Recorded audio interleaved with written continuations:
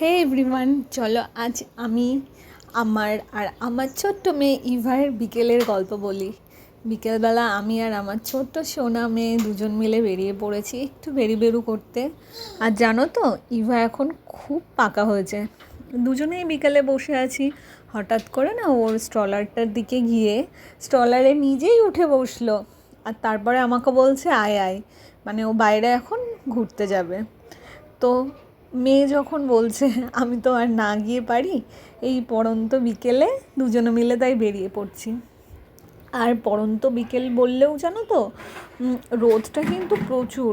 এখন বাজে ওই বিকেল 6টা থেকে 6:30, আর দেখো রোদে আমার মেয়ে তাকাতে পারছে না।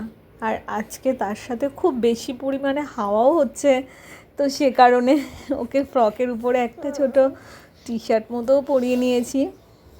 আর এখন ও আর আমি চলে এসেছি পার্কে। আর এই পার্কটা তোমাদের সবারই চেনা, যেখানে আমি আর ইভার বাবা প্রায়ই আসি। তো সেই চেনা জায়গায় আজকে বিকেলের মা আর মেয়ে। আর এই যে দেখো এখানে মেঘ আর জলটা কি অপূর্ব সুন্দর লাগছে। আর ইভা জানো তো বসে অনেক কিছু বলছে, আওয়াজ করছে, হাসছে। আসলে ও ঘরের মধ্যে থেকে থেকে সারাদিনে আমার মতো ও বোর ফিল করে, তো বিকেল হলে ওরও একটু চাই ঘোরাঘুরি, বাইরের পরিবেশ, হাওয়া, একটু পরিষ্কার হাওয়া, বাতাস, খোলা আকাশ, এই সমস্ত দেখতে ওরও মন চায়।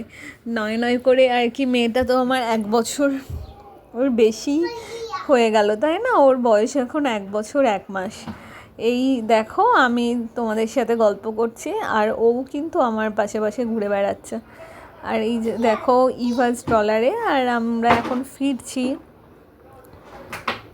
আর এই যে দেখো এই রাস্তাটা কি সুন্দর, রাস্তার দুধারে বড় বড় ছোট কত গাছ লাগানো, পুরো সবুজে ঘেরা এক চারপাশ, আর তার মাঝখান দিয়ে রাস্তা। আর এইখানটা এসে তো ইভা প্রচুর খুশি এনাদের দেখা পেয়ে। দেখো ইভা এখন হাঁস দেখে না খুব খুশি। ও বসে বসে এই ছোট ছোট হাঁসগুলোকে দেখছিল আর আমার সাথে গল্প করছিল। আর এইভাবেই বিকেলটা আমি আর ইভা মিলে কাটালাম।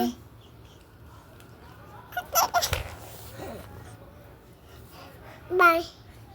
আর ইভা দেখো ছোট ছোট কথাও বলছে মা। আর এখন আমাদের বাড়ি ফেরারও সময় হয়ে গেল, কারণ একটু বাদেই ইভার বাবাও ফিরে আসবে, তো আমাদের এখন বাড়ি ফিরতে হবে।